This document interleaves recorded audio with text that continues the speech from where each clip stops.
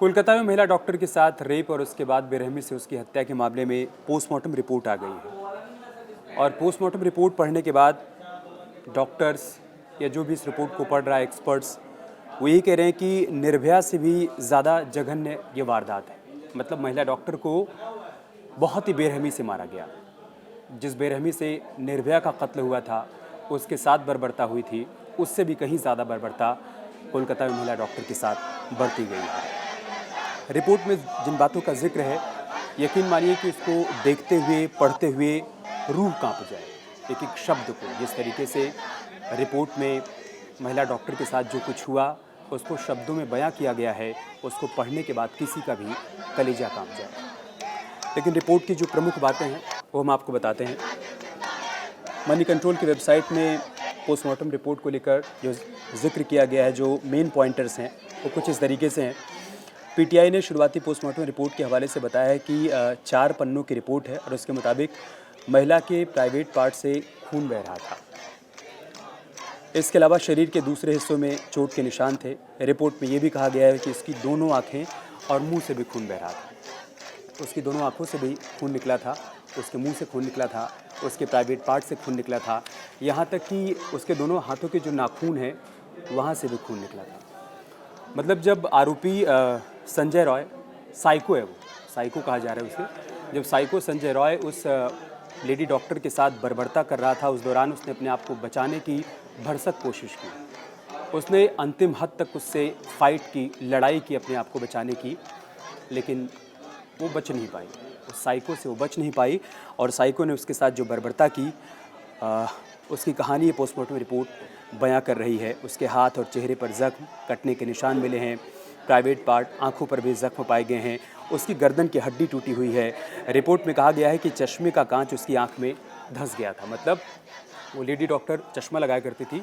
जब वो संजय रॉय से खुद को बचाने की कोशिश कर रही थी, उसी दौरान उसने चश्मे पर भी अटैक किया होगा और उसके लेंस टूटकर उसकी आंखों में चले गए, जिसकी वजह से उसको खून निकला। मतलब 40 मिनट तक उसने अपने आप को बचाने की भरसक कोशिश की होगी, लेकिन साइको संजय रॉय के सामने वो हार गई और उसके बाद उसने उसके साथ बहुत ही बर्बरता की। मतलब इतनी बर्बरता कि उसको बता पाना, कह पाना कुछ भी संभव नहीं हो पा रहा है शब्दों के ज़रिए।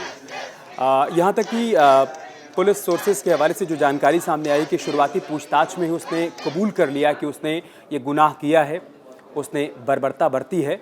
यहाँ तक कि उसने ये भी कहा है कि अगर उसको फांसी पर चढ़ाना है तो चढ़ा दो।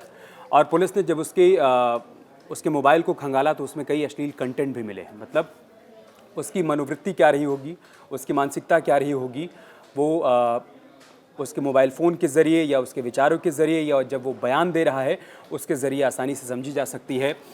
हमने कई मनोचिकित्सक से भी बातचीत की, हमने डॉक्टर से भी बातचीत की, जानने की कि कोई भी शख्स किस कंडीशन में साइको बन जाता है और संजय रॉय अगर साइको बन गया था तो उस वक्त उसकी मानसिक स्थिति क्या रही होगी जब उसने उस लेडी डॉक्टर के साथ ये बर्बरता की और उसको इस हद तक उसने उसके साथ बर्बरता की कि उसके प्राण निकल गए और प्राण निकलने के बाद भी उसने उसके साथ रेप किया, बुरी तरीके से, बहुत ही ब्रूटली उसने उसको मारा है।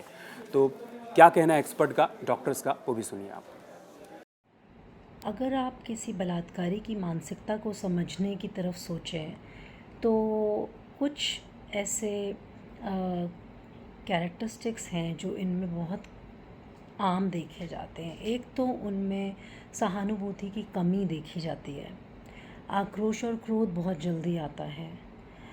उनको गुस्से का व्यवहार या महिलाओं के लिए सहानुभूति ना होना ये बहुत आम देखा जाता है और इसके कई कारण हो सकते हैं कि जिस तरीके के माहौल में वो पला बड़ा हो वहाँ महिलाओं की किसी भी किस्म की इज़्ज़त ना की जाती हो या वहाँ उसको ऐसा देखना में आया हो कि किसी से भी अपनी बात मनवाने के लिए, ख़ास करके महिलाओं से, किसी भी किस्म का क्रोध करना ठीक है, वही सही व्यवहार है।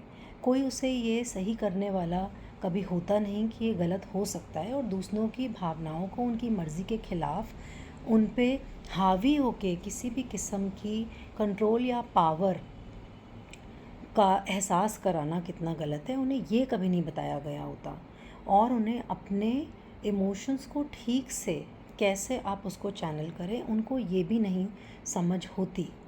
तो ये कई कारण हो सकते हैं जिसकी वजह से कोई व्यक्ति बलात्कार जैसे हिंसक किस्म के व्यवहार पे उतर सकता है।